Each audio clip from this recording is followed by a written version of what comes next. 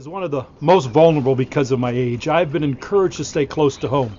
And if I do leave, I need to practice social distancing. And with a daughter who's a school nurse and lives across the street from us, it's going to be hard for me to do anything different. So this morning I'm outside my Chicago suburban home after an evening snowfall, and it's supposed to be spring. We're now exercising shelter in place here in Illinois, and if we do venture out for necessities, we practice social distancing.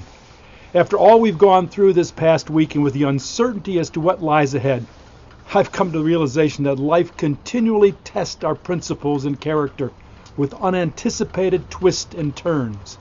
Kind of like the Mount Everest ride at Disney, which has scared the crap out of me every time I've taken it. I can't say I ever heard or gave much thought to either shelter in place or social distancing.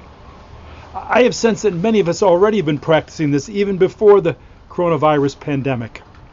We may all know of people who feel that face-to-face interactions with our fellow human beings was unbearably slow and wildly inefficient and frankly a little unpleasant. We can purchase almost anything with our phones and we can have them delivered by someone we don't even know.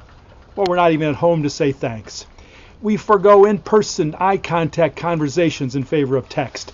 We've appeared in large numbers to have gotten on board with the slow phasing out of human interactions.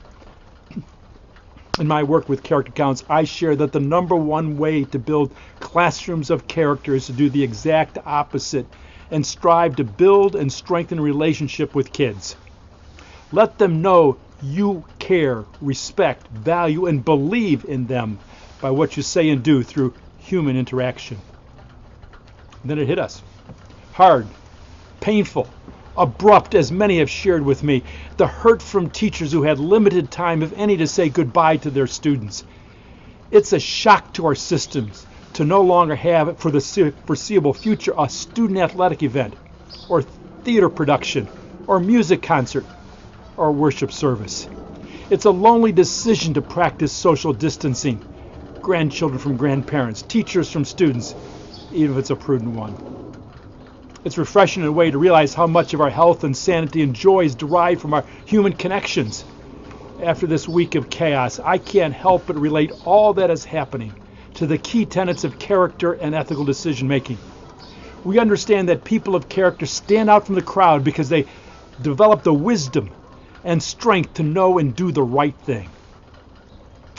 As we continue to go through this uncertain time, let's make sure we support one another. Every student has a story. That's why it's important when they're not physically in class with us to still reach them before we can teach them. I am thrilled and at times even been brought to tears when I read or hear of stories that dedicated teachers are doing to keep connected to their kids, a community's most precious resource. The Zoom meeting with students or personal phone calls as students may not have internet access. Teachers driving to the homes of students and leaving personal messages, or the schools that gave out Chromebooks and established hotspots in needed neighborhoods using school buses. Good news like this does not equate to easy. I've heard from teachers and administrators that this crisis has resulted in them working harder than ever.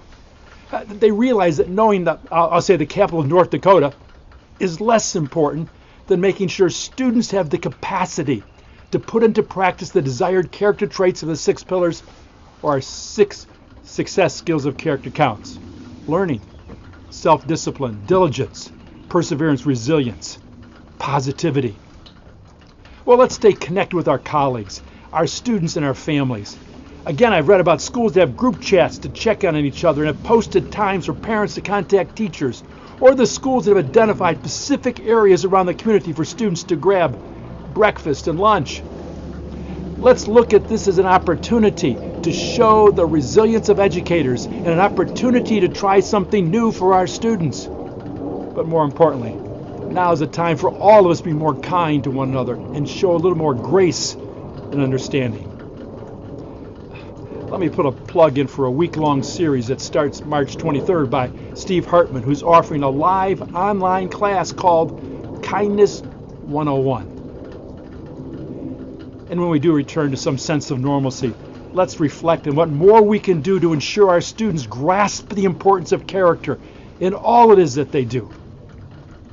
As Gene Kranz as NASA flight director for Apollo 13 says in the movie Apollo 13. With all due respect, sir, I believe this is going to be our finest hour. We've got this. I believe in you.